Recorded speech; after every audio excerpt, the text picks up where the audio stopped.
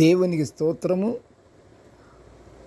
అనుదిన దేవుని వాక్య ధ్యానమునకై ఈరోజు 2026 సంవత్సరము ఫిబ్రవరి నెల 17వ తారీఖు. ఈరోజు ధ్యాన వాక్యము పరిశుద్ధ గ్రంథము నుండి యెహోషువ గ్రంథము 3వ అధ్యాయము 7వ వచనాన్ని మనం ధ్యానించుకుందాము. ప్రియ దేవుని బిడ్డలారా, క్రీస్తు ప్రభు ప్రశస్త నామములో మీ అందరికీ శుభములు, దీవెనలు కలుగునుగాక. నేటి ధ్యాన వాక్యాన్ని మనము పరిశుద్ధ గ్రంథము నుండి మనము చదువుకుందాము. యెహోషువ 3:7. నేను మోషేకు తోడయుండినట్లు నీకును తోడయుందును. ప్రియ దేవుని బిడ్డలారా, నేటి ధ్యాన వాక్యము యెహోవా దేవుని తోడు యెహోవా దేవుని యొక్క తోడు గురించి మనం ధ్యానించుకుంటున్నాము. దేవుని సేవకుడైన మోషే చనిపోయిన తరువాత నూను కుమారుడైన యెహోషువను దేవుడు పిలిచి మోషేతో నడిపించిన ఈ జనాంగమును కనాను దేశంలోనికి నడిపించాలి, నీకును ఆ జనాంగానికి తోడుగా ఉంటాను అని యెహోవా దేవుడు యెహోషువకు ఆజ్ఞాపించినట్లు పరిశుద్ధ గ్రంథము సెలవిస్తుంది. ప్రియ దేవుని బిడ్డలారా, ఇక్కడ ప్రభువారి యొక్క వాగ్దానము కూడా కనిపిస్తుంది యెహోషువకు. ఎలాగంటే, మోషేతో నడిపించినటువంటి జనాంగాన్ని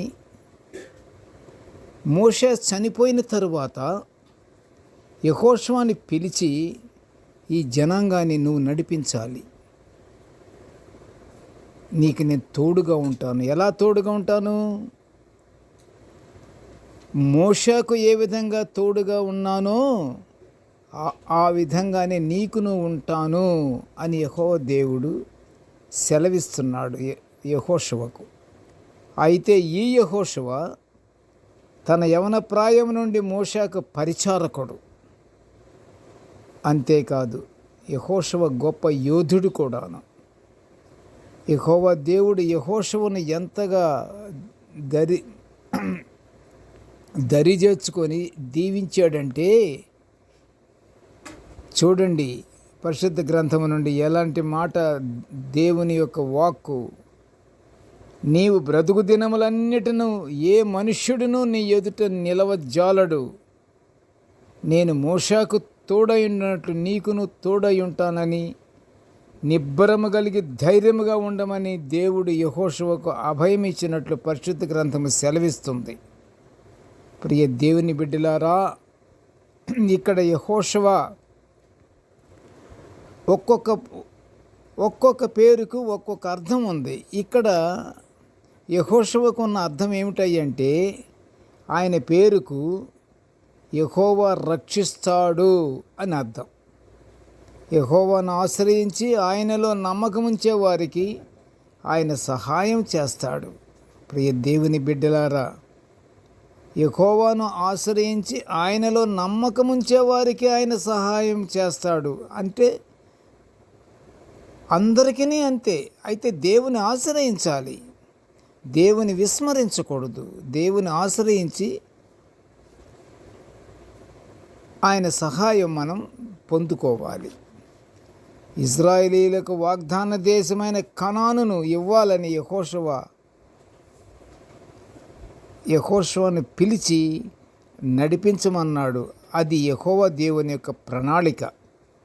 దేవుని ప్రణాళికను కార్యరూపం దాల్చడానికి యెహోవా దేవుడు యెహోషువను కాలేబును వినియోగించుకొని కార్యరూపం విజయవంతం అయ్యేటట్లుగా చేశాడు.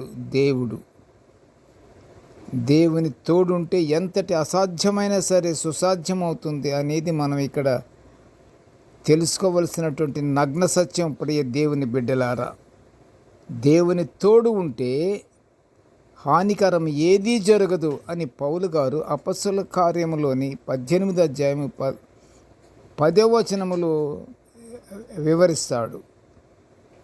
కీర్తనకారుడు కూడా ఎంత భయంకర పరిస్థితులు ఎదురైనా దేవుని తోడు అతన్ని కాపాడతాయని స్వయంగా కీర్తనకారుడే పలికిన మాట కీర్తనల గ్రంథము 138 సంకీర్తన 7లో తన ప్రగాఢ నమ్మకాన్ని ఇచ్చట వెలిబొచ్చటం మనం చూస్తున్నాము. ప్రియ దేవుని బిడ్డలారా, అయితే దేవుని తోడు యెహోషువకు ఉన్నట్లు మనకందరికీ ఆయన తోడు అవసరం కాబట్టి